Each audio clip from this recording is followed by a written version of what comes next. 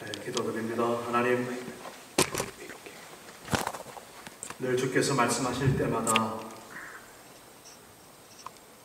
우리의 마음이 주님 앞에 활짝 열려지기를 소망합니다. 성령의 감화와 감동하심으로 오늘 우리도 주님의 말씀 앞에 새롭게 서게 하여 주옵소서. 그 말씀 들은 대로 순종하게 하시고 그 말씀 때문에 우리가 오늘도 또 영원토록 살아갈 이유를 발견하는 이 시간 되게 하여 주옵소서. 감사드리고 예수님의 이름으로 기도합니다. 아멘.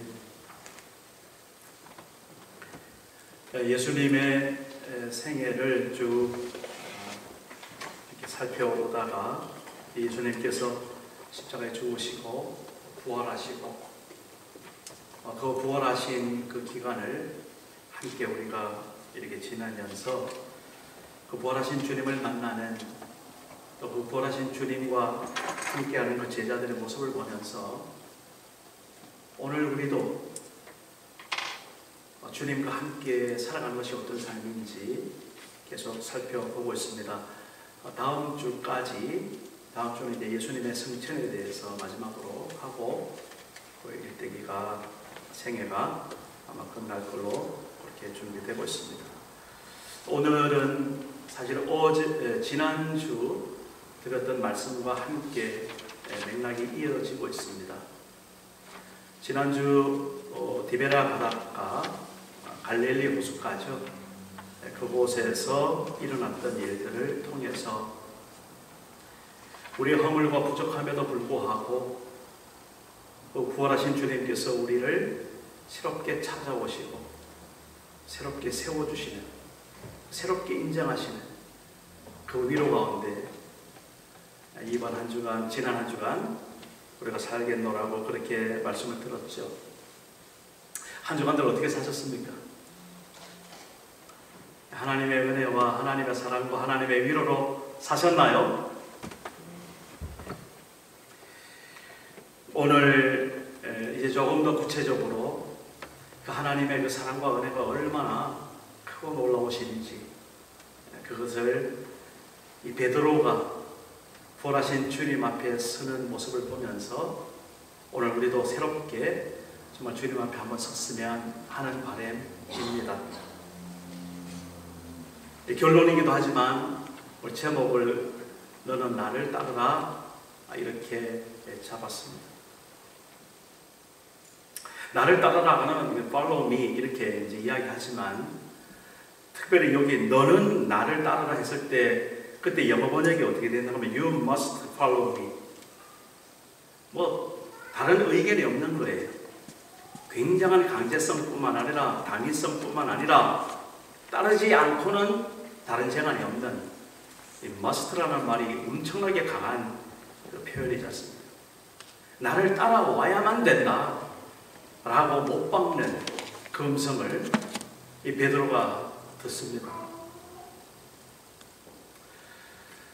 오늘 이 시간에도 우리가 이제 더 이상 다른 길이 없구나, 주님을 따르지 않고는 내가 달리 살 방법이 없구나, 주님을 따라야겠구나 하는 그런 마음의 첫 결심뿐만 아니라 자, 내가 그런 결심을 한다 할지라도 우리가 그동안 살아가서 잘 알지만 얼마나 우리의 마음이 연약한지 허물어지고 작심삼일이고 그죠?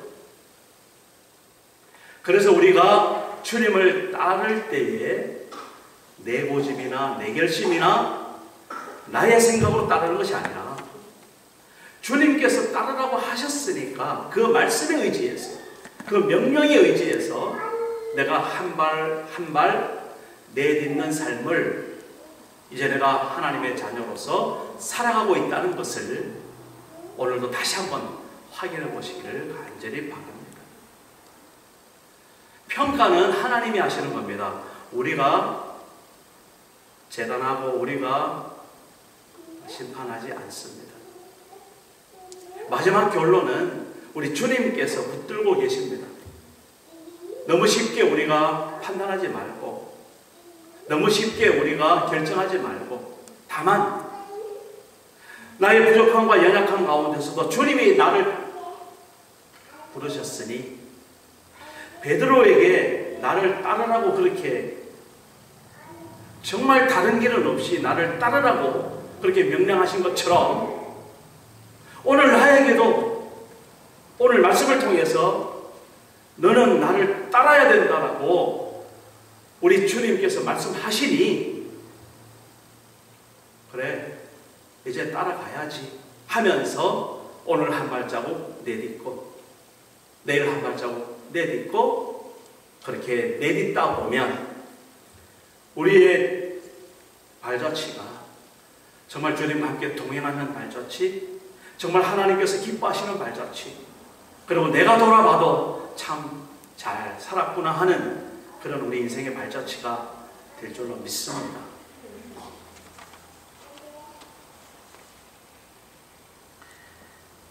이 말씀의 첫머리에 아침을 먹고 난 후에 이제 이런 일이 펼쳐지지요. 조반을 먹은 후에 이렇게 했지만 이 아침을 먹고 난 후에 그 뭐랄까요, 배도 부르고 그죠? 좀 만족함도 있고 좀 어느 정도 여유가 있는 그런 느낌을 우리가 받습니다. 우리 주님께서는 참 먹고 마시는 것에 대해서 소홀하지 않으셨던 것 같아요. 우리는 지금 너무 쪄가지고 다이어트를 해서 좀 살을 빼야 되는 입장인데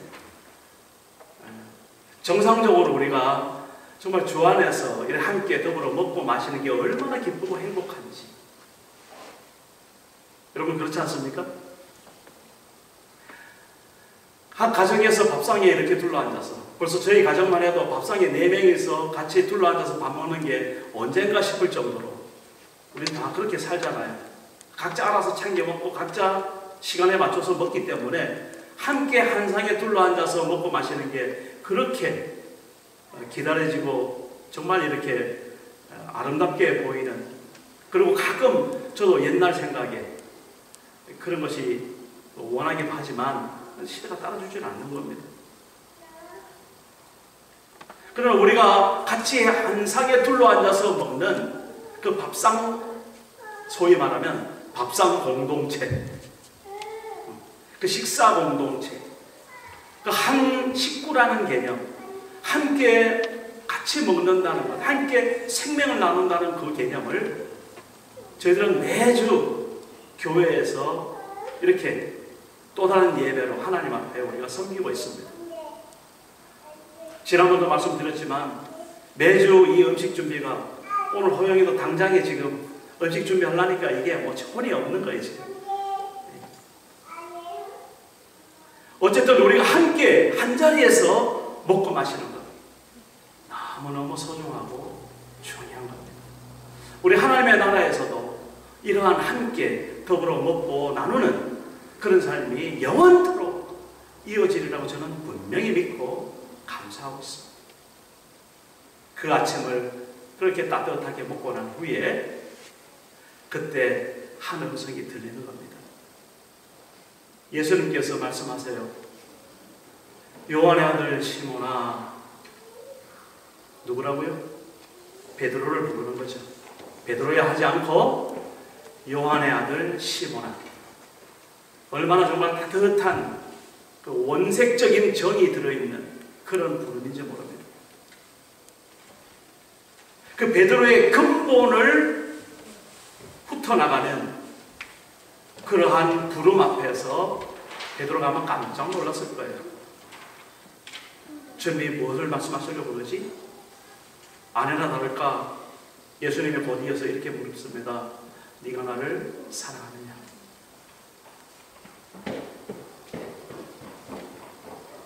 베드로는 뭐 사랑한다 하지 않을 수 없죠. 사랑합니다. 그랬더니 예수님께서 내 어린 양을 먹이라, 그렇게 말씀하시는 거예요. 그러려니 하고 있는데 우리 주님께서 또 물으시는 거예요. 요한의 아들 시몬아, 네가 나를 사랑하니? 여기 있는 모든 사람들보다 나를 더 사랑하니? 베드로 또한 이야기합니다. 대답합니다. 예, 내가 주님을 사랑합니다. 사랑합니다, 주님. 예수님께서 또 말씀하세요. 내 양을 치라. 두 번 정도 그렇게 똑같이 물어봤으면 주님이 나한테 뭔가 하실 말씀을 분명하게 각인시켜 주었구나. 내가 정말 그때서 비로소 정신 들어가지고 내가 정말 주님 사랑하나? 내가 이 모든 것보다 더 주님을 사랑하나? 아니면 저 다른 사람들보다 더 주님을 사랑하나? 다시 한번 속으로 반문하는 그 순간에 우리 주님이 또 물어보시는 거예요. 요한의 아들 시몬아, 네가 나를 사랑하니? 그때는 벌써 베드로가 바로 대답이 안 나오는 겁니다. 덜컥 마음에 뭔가 부담감이 들기 시작하는 겁니다. 그냥 대답할 말이 아니구나. 자기가 돌아봐지는 겁니다. 그래서 근심하는 그런 마음을 가지고 대답을 하는데 겨우 대답하죠. 예, 내가 주님을 사랑합니다. 똑같이 주님께서 내 양을 먹이라. 그렇게 세 번의 물음과 답변이 주고받습니다. 벌써 이 장면은 정말 우리 그리스도인이라면, 그리고 교회에 어느 정도 다니는 분이라면 얼마나 많이 우리가 익히 아는 장면입니까? 그런데 그 익히 아는 것이 아는 것으로만 끝나지 않고 오늘 정말 요한의 아들 시몬아가 아니라 나를 부르시는 그런 주님의 음성으로 오늘 우리가 참 들었으면 좋겠어요.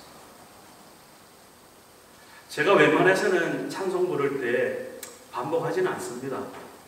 공식 예배기도 하고 그렇기 때문에 1절, 2절, 3절 아니면 1절, 2절, 3절, 4절 있는 대로 부르는데 오늘 부름받아 나선 이 찬송은 사실 저희들 신학교 때 많이 불렀거든요. 정말 울면서 불렀고 정말 하나님 앞에 나를 드립니다 하는 그런 결단으로 드렸던 찬송이거든요. 마지막 찬송이 그 가사가 그렇게 저 나름대로 다시 새겨지는 거예요. 그래서 사실은 제가 다시 부르고 싶어서 불렀어요. 존귀 영광 모든 권세 주님 홀로 받으소서. 멸시천대 십자가는 제가 지고 가오리라. 이름 없이 비법 없이 감사하며 섬기리라. 이름 없이 빛도 없이 감사하며 섬기리라. 벌써 몇십 년 전에 불렀던 찬송이지만 오늘 새롭게 와닿기도 하고 또 솔직하게 말해서 부끄러웠어요. 이 찬송을 가사를 이렇게 내가 입 밖에 내면서 수많은 생각이 들어오는 거예요. 이름 없이 빛도 없이 얼마나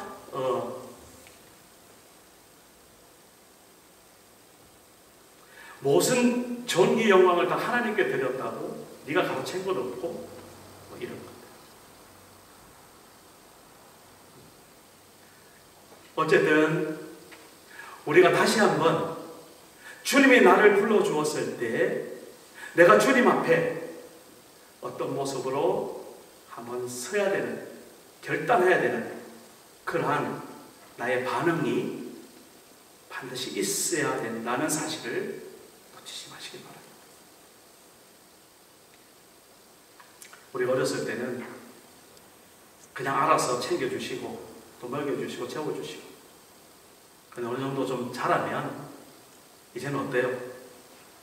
그 주시는 분께 반응하고 표현하고 더 나아가서 이제는 그분을 위해서 내가 하는 것이 점점 많아지는 우리 인생의 스토리를 보더라도 정말 우리 하나님 앞에서 이제는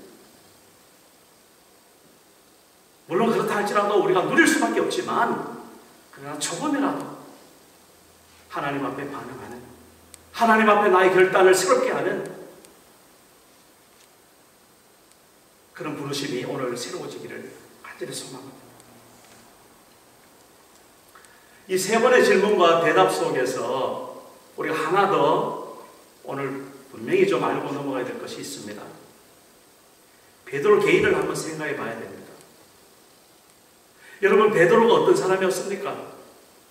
모든 사도들 중에서 제일 대빵이었죠. 왕이었어요. 선임이었습니다. 성경의 모든 제자들 말할 때 항상 베드로의 이름이 먼저 나옵니다. 신앙 고백도 대단했습니다. 그리고 예수님이 이제 내가 잡히고 고난받고 십자가에 달려 죽을 것이다 라고 말했을 때 베드로가 뭐라고 대답합니까?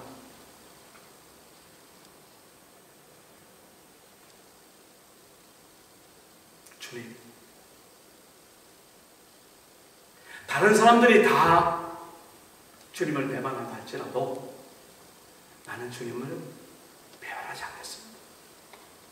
그것도 두 번이나 다시 내가 주님을 배반하지 않겠습니다. 마태복음 26장에 있습니다.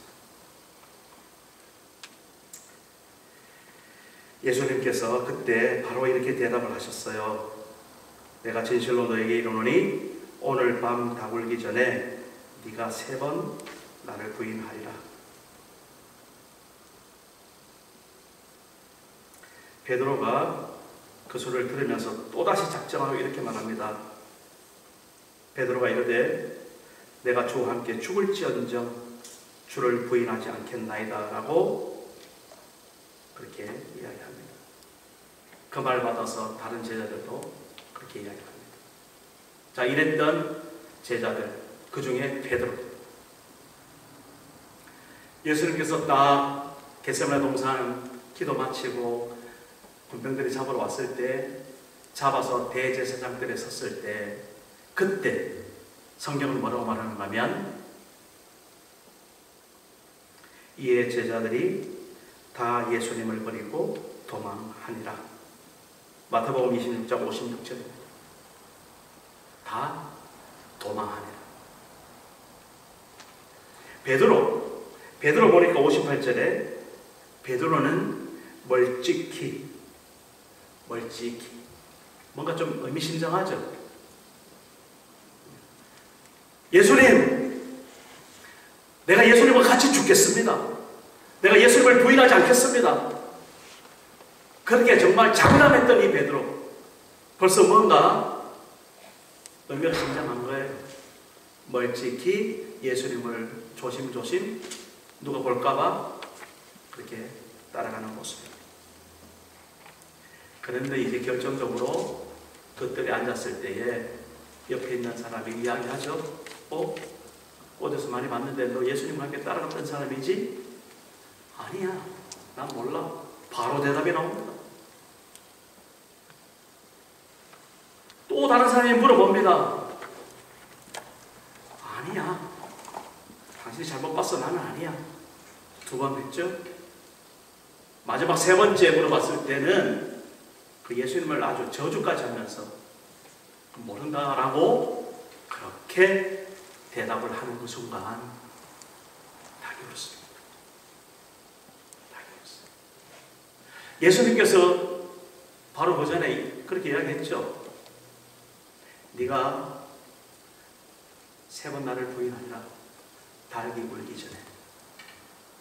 그대로 베드로의 하루 일과 가운데 그대로 일어나는 겁니다.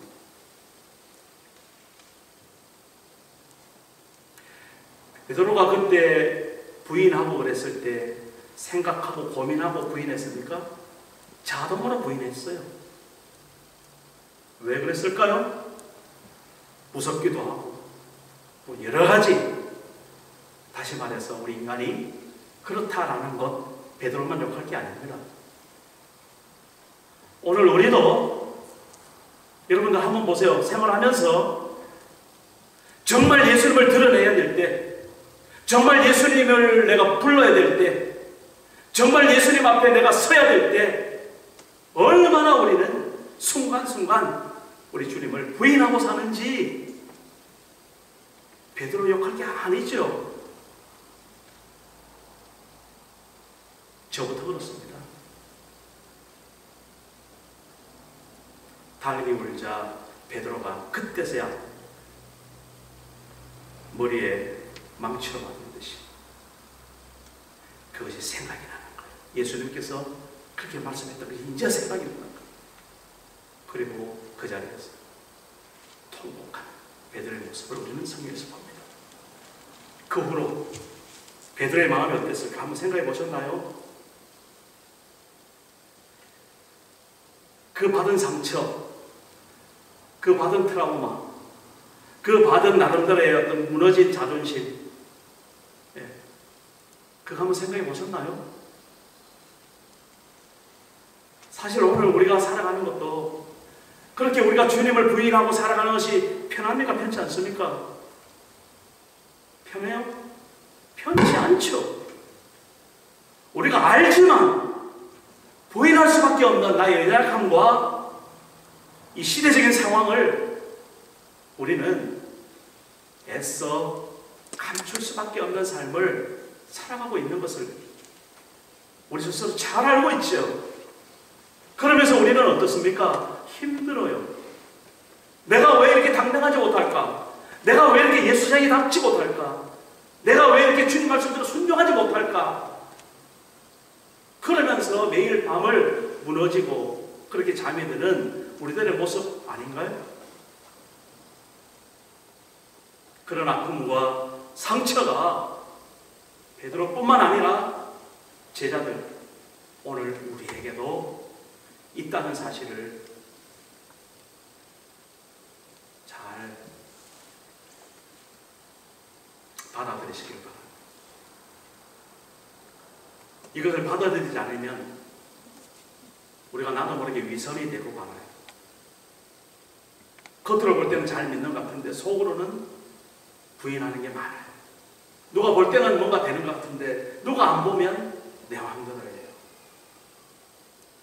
교회에 와서는 뭔가 그럴듯한데 세상에 나가면 세상과 똑같아지는 거예요. 더하죠.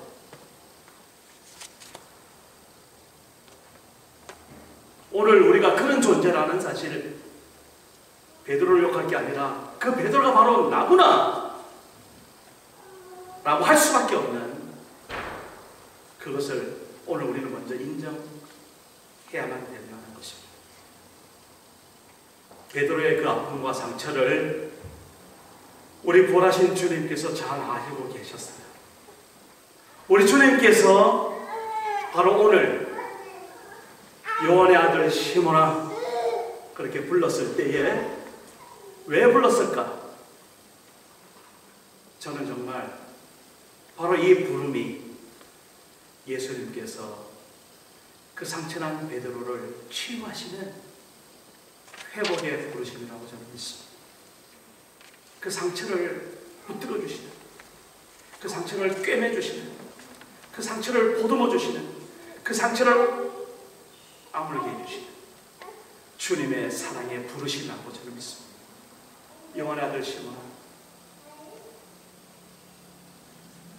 3번 부인한 베드로에게 3번 다시 물어보는 거예요. 다시 말해서 그 베드로의 정말 무너진 자존심을 다시 한번 세워주고 계시는 그 주님의 따뜻한 부르심, 요한의 아들 시몬아. 그 요한의 아들 시몬아가 요한의 아들 시몬이 아니라 바로 나의 이름인 것을 제가 다시 한번 기억하시고 오늘 이 말씀의 현장 속으로 같이 한번 더 들어가 보시길 바랍니다. 자, 그렇게 이제 주님께서 베드로의 상처를 감싸주시고 나서 이제 네가 네 마음대로 살아 그렇게 말하지 않았어요. 이제 본론이 시작되는 겁니다. 그 상처를 삶아주시고 북돋아 두시고 진짜 하실 말씀 하는 거예요. 내 어린 양을 먹이라, 내 양을 쳐라, 내 양을 먹이라. 뭡니까? 사명을 주시는 겁니다. 위임을 하시는 겁니다. 본인이 해야 될 것인데 이제 본인은 조금 있으면 하나님 보좌 우편에 계시는, 그래서 승천하셔야 될 그런 사명 가운데, 그런 여정 가운데 이 땅에서 예수님을 대신해서 그 예수님의 마음을 품고 예수님의 삶을 살아가야 될 그 제자들을 새롭게 부르시는, 준비하시는, 그래서 이걸 위임이라고 하죠. 내가 할 일을 다른 사람에게 맡기는 겁니다. 그것을 누구에게? 그 부인했던, 그 예수님을 배반했던 베드로에게 그렇게 위임하시는 것입니다. 저 같았으면 그렇게 할 것 없이 다른 사람을 찾아봤을 거예요. 그게 제일 쉽지 않습니까? 뭐 사람이 뭐 베드로가 12제자밖에 11제자밖에 없습니까 지금? 아니잖아요. 또 하나님은 얼마든지 그러실 수 있고요. 뭐 사람이 없어서 그래 못하나요? 우리 주님은 그렇지 않았습니다. 한 상처받은 영혼에게 그 상처를 치유해 주시고 회복시켜 주시고 바로 그 상처와 그 고통 가운데 힘들었던 그 삶의 자취 위에다가 하나님의 영광의 사명을 얹어 주시는 것. 제가 늘 그렇게 해서 이야기합니다. 산이 높으면 골이 깊다 그러잖아요. 산이 뛰어나려면 골이 깊어야 되는 거예요. 그래서 산이 쭉 뻗어나죠. 우리가 하나님의 엄청난 사명을 감당하기 위해서 하나님께서는 그 사명을 주시려고 오늘 나를 갈고 오늘 나를 훈련시키고 오늘 나를 새롭게 하시는 그 작업을 지금도 하고 계시다는 것, 이게 바로 우리의 고통이고 우리의 순환이고 우리의 어려움이다 라는 것입니다. 제발 그 어려운 훈련 속에서 포기하지 마시고 낙심하지 마시고 이제 주님의 때에 그것이 다 끝났을 때에 하나님의 영광의 사명을 받는 그 사명의 자리로 나아가시는 우리 모두 되시길 간절히 바랍니다.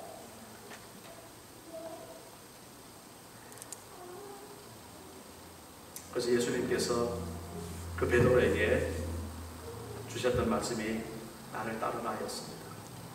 나를 따르라.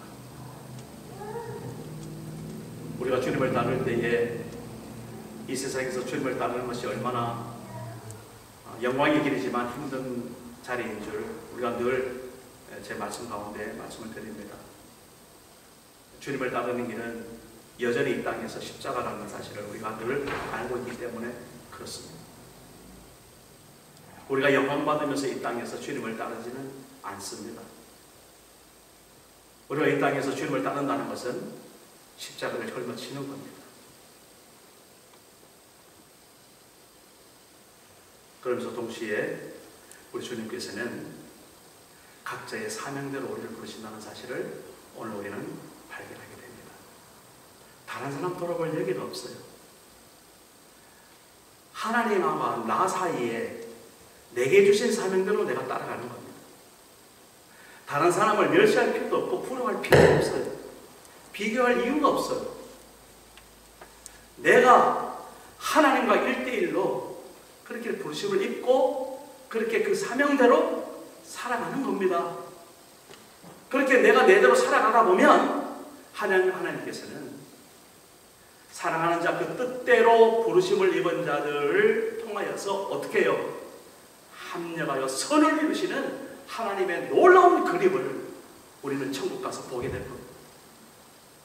이 땅에서 우리가 다 알지 못해도, 이 땅에서 다 우리가 파악하지 못해도, 이 땅에서 우리가 다 계산하지 못해도 우리가 정말 궁금한 것 많이 있지요. 그러나 그 궁금으로 끝난다 할지라도 하나님과 나 사이의 그 부르심, 그 사명을 내가 뚜벅뚜벅 걷다가 주님 앞에 가면 그 내가 밟았던 그 인생길이, 그 믿음의 행진이 정말 하나님 앞에서 놀라운 그런 그림의 완성으로, 퍼즐의 그 펼쳐지는 그림으로 그렇게 우리가 보게 될 그 영광의 날을 우리는 아는 겁니다. 사랑하는 자, 곧 그 뜻대로 부르심을 입은 자들에게는 하나님께서 합력하여 선을 이루시는 로마서 8장의 말씀 기억하시고. 자, 그러면 내 길은 무엇의 길일까? 나는 어떤 사명이 있을까? 그렇게 우리가 궁금하게 읽을 때가 많죠? 저는 늘 그 부르심을 말할 때, 콜링을 말할 때 각 재능대로, 은사대로 그렇게 먼저 이야기를 합니다.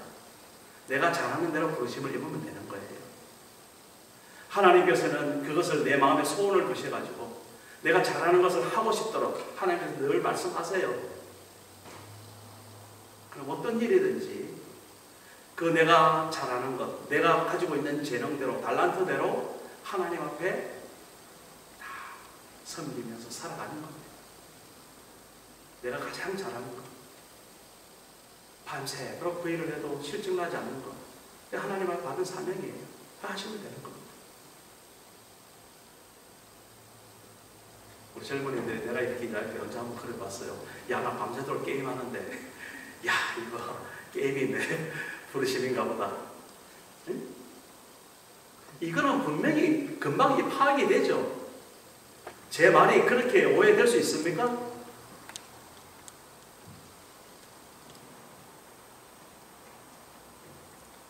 정말 진지하게 자신을 돌아보면서 자신의 환경을 살피면서 나를 낳아주신 부모님을 보면서 그리고 나를 지원하고 있는 내 친구들을 보면서 또 내가 처하고 있는 그런 학업들을 보면서 우리는 하나님 앞에 그 사명들을 하나하나 확인하면서 하루를 충실히 살아가는 그런 신실한 사람, 이런 사람이 착하고 충성적으로 하나님 앞에 귀하게 대접받을 줄 믿습니다.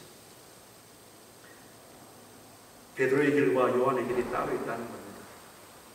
베드로는 이렇게 이후에 예루살렘 교회의 대표로서 그렇게 많은 복음을 전했고, 그리고 아시아, 가파도기아 그쪽으로 다니면서 많은 선교 활동을 했고, AD 64년에 그 터툴리안 기록에 보면은 교회 사가입니다.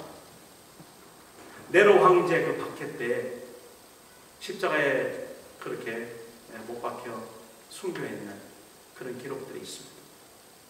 그런데 베드로가 그때 그런 말을 했다는 거죠. 주님께서 못 박힌 이 십자가 내가 어떻게 똑바로 못 박힐 수 있을까? 나는 거꾸로 매달릴란다. 그렇게 순교했다는 겁니다. 요한, 여러분 요한은 어떻게 죽었는지 잘 아시죠? 반모섬에 유배를 당했지만 그곳에서 요한계시록을 다 쓰고 성경을 마무리하고 새하늘과 새 땅을 찬양하면서 오늘 우리들에게 요한계시록을 통하여서 하나님의 심판과 하나님의 재림과 하나님의 놀라우신 통치와 하나님의 영광, 새하늘과 새 땅을 우리에게 전달해주고, 그리고 거기서 수명을 다하고 그렇게 하나님의 안겼습니다. 각자의 길이 있는 겁니다. 요한이 베드로의 길을 갈 수 없고 베드로가 요한의 길을 가는 것이 아닙니다. 자, 그렇다면 오늘 우리 트리니티 한인교회 한 사람 한 사람마다 이제 자기의 길을 한번 생각해 보시기 바랍니다. 내가 하나님 앞에서 어떤 사명이 있을까? 그러면 이제 자기 자신을 돌아봐야 되죠. 내가 어떤 재능이 있나, 달란트가 있나, 그리고 내가 처해 있는 환경이 무엇인가, 또 내가 공부하고 있는 어떤 그런 분위기가 무엇인지, 내가 만나고 있는 친구들이 무엇인지, 내가 처해 있는 이 환경을 살펴볼 수 있어야 되겠죠. 그리고 그 무엇보다도 바로 이겁니다. 내가 주님 앞에서 1대1로 사랑을 고백하는 그런 관계가 회복되어지고, 내 상처받았던, 내 마음이 무너졌던 그것들을 주님께서 회복해 주셨는가? 나를 새롭게 오늘 다시 불러주셨는가? 오늘 새롭게 부르시는 그 부르심 앞에 오늘 이것만 확인된다면 우리 주님께서는 여러분들이 가고 있는 그 길을 주님의 사명의 길로 그렇게 받아주실 줄 믿습니다.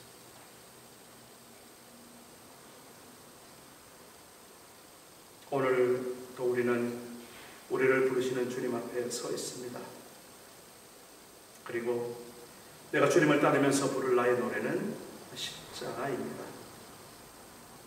이 주님의 노래, 그것을 우리가 주님 앞에 앉을 때까지 날마다 정말 힘차게 부르면서 승리하는 저희 하나님교회 되시길 주 이름으로 축복합니다.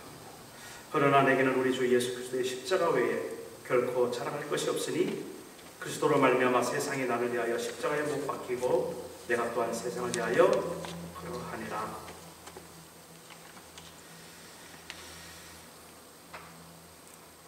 그전에도 제가 한번 이 시를 제가 소개해 드렸는데 제가 늘 가슴에 새기는 시입니다. 김춘수 시인의 꽃이라는 시. 여러분 잘 아시죠? 네. 한번 들어보세요. 내가 그의 이름을 불러주기 전에는 그는 다만 하나의 몸짓에 지나지 않았다. 내가 그의 이름을 불러주었을 때 그는 내게로 와 꽃이 되었다. 내가 그의 이름을 불러준 것처럼 나의 이 빛깔과 향기에 알맞는 누가 나의 이름을 불러다오. 그에게로 가서 나도 그의 꽃이 되고 싶다. 우리들은 모두 무엇이 되고 싶다. 나는 너에게, 너는 나에게 잊혀지지 않는 하나의 눈짓이 되고 싶다. 라는 시. 누군가 나의 이름을 불러주었을 때 나는 정말 그에게로 가서 진정한 삶의 의미를 그렇게 가질 수 있었던 것처럼 오늘 주님께서 요한 아들 시몬아 그렇게 부르신 그 음성이 나의 이름 되어서 주님께서 나를 새롭게 부르시는 이 치유와 회복의 현장에서 오늘도 새롭게 하나님의 부르심 앞에 부르심을 누리시고 새로운 사명을 발견하시고 날마다 승리하시는 되시기를